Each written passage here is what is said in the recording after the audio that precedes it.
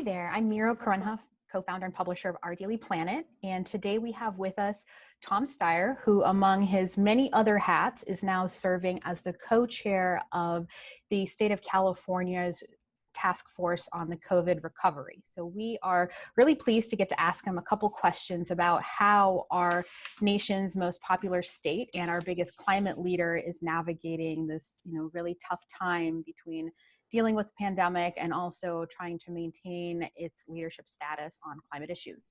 Tom, I wanted to ask, the coronavirus response has dealt a $54 billion blow to California's budget, which has forced cuts to all sorts of programs, including Governor Newsom's $12 billion climate budget that he established earlier this year before COVID. And what sort of a hit has the virus taken on California's ambitious plans to fight climate change? What's being delayed and what's being cut? Will California still emerge as a climate leader after the pandemic? As you said, this pandemic and the associated economic slowdown have hit the California budget very hard. And it's only fair to say that we came into this year under Governor Newsom with the biggest surplus and the biggest rainy day fund in California history. So we were very conservatively positioned for what turned out to be a big economic punch in the gut for our state. And when you think about how we're going to move going forward, I think it's really important to continue to push for the most sustainable and resilient state that we can, to make sure that we stayed climate leaders for the country and the world. And I think that in fact, this pandemic and this health and economic crisis are going to give California an opportunity, not just to stay on that course, but to make sure that we move forward as fast as we can in some of the ways we were already moving and maybe in some new ways too. So I wanted to pivot to another immense threat that California faces, which is wildfires. And the number of wildfires in California is up roughly 60% so far this year, according to Governor Newsom. And now the state has to prepare for not just climate change's effect on the fire season, but also how COVID-19 will affect the fire season. So how do you manage evacuations, power outages, and emergency response in the midst of a pandemic where social distancing is still a really key concern? That is a great question because responding to crises has to happen. And, you're talking about, in a sense, colliding crises. So that we are going to have to continue, and the governor has very clearly stated his intention of continuing to have wildfire preparation and the ability to respond to the human demands and needs under those situations. And at the same time, we're going to have to do it in a way, the same kinds of protocols that the governor is introducing to every business as we reopen, as we respond to the inevitable wildfires that come with fire season in California. And as you point out, have come with increasing frequency and severity as a result of climate change and the increasing heat. I mean, it's supposed to be 105 degrees today in Sacramento, and we're in May.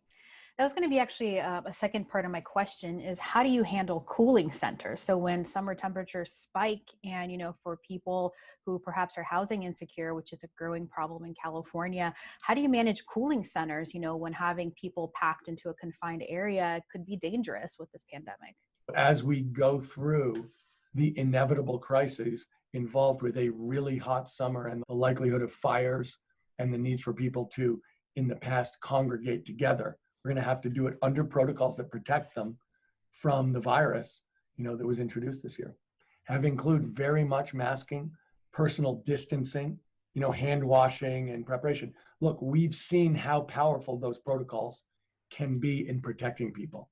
So President Trump's done all he can to derail California's efforts on climate change and air pollution, whether it's rolling back the clean car rule and taking away California's ability to set its own standards, which is written into the law, or failing to extend tax credits for renewable energy development.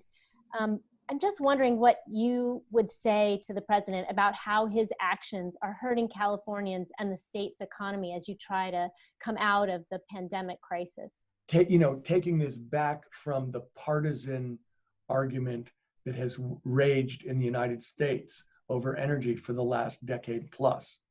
You know, there's a question here about where enough time has passed where the investment argument about clean energy being cheaper, the costs of not making the move, the health and dangers of not making the move, the moral responsibility to ensure environmental justice. From my standpoint as an investor, what you're really doing when you invest is you're anticipating the future. You're not investing for today. You're trying to think going forward, how is the world going to change? How is what I'm going to do work? And so when I think about, you know, clean energy, when I think about building codes and miles per gallon rules, they fall into the category for me of good investments in our future. I think we need to kind of take the rhetoric down and get back to what we're really trying to accomplish, which is a safer, more just, more equitable, and more prosperous and better paid society. The facts are all in our favor. What we said was going to happen has happened. And what we're saying is going to happen is in the process of happening. So our argument is kind of a laydown in my mind at this point. Interesting. That's great. Question for you about high-speed rail. You know, Vice President Biden has talked a lot about high-speed rail and his big plans for that. And you guys had in California a very high-profile project that the governor put on hold. Just wondering, given where you are now, and if the vice president, were to be elected president, would that be something you would look at again? Would you revisit it?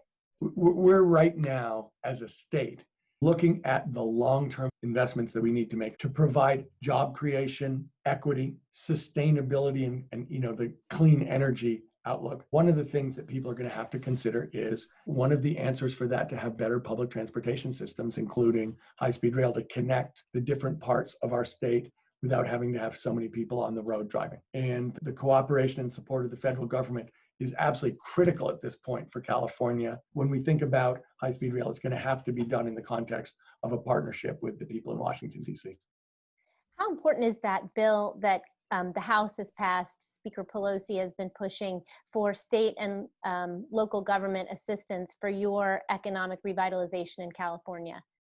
Well, I think what Governor Newsom has said, and he's entirely right, is we really need that to be able to provide the kinds of services that Californians expect and deserve. And that's why our task force, the overwhelming bulk of the people on our task force, signed a letter asking the Congress of the United States to support our state government, to support our governor, and to support the people of California. It is honestly critical, Monica, that they do that and support state and local governments around the country. And I think going forward, having that relationship of partnership is something that's got to happen for us to be able to pull together and come out of this as best we can. We just wondered what makes you optimistic in this time of so much difficulty and struggle. What keeps you focused on the positive and looking forward? The thing that keeps me optimistic is that I really believe this is pulling us together. I believe we are putting aside partisanship and difference. And I honestly believe that between our creativity, our hard work, and Californians' willingness to really deal with reality, we are a data-driven, truth-seeking, hard-working group of people. And I really believe we are coming together on this. We are going to innovate our way out of this. And we're going to do it with the concepts about equity and justice, sustainability, and resilience in the front of our minds, and making sure that we have the under-resourced communities, the Black and brown communities, that are really bearing the brunt of the health costs and the economic costs of this crisis in the front of our minds. I think that we're going to come out of this. I think we have great leadership. I think Governor Newsom's done a terrific job and will continue to, and that we'll come out of this better, fairer, cleaner, greener, and more forward-looking than ever. Great note to end on. Thank you so much for your time, and thank you for your service. The governor is lucky to have a businessman like you leading the economy out of the pandemic and into recovery. So thanks so much for your time today. We really thank you guys very much for having me. Thank you, Tom. Great pleasure to talk to you. Thank you. Really appreciate it. Thanks for being Bye-bye. a friend of the planet.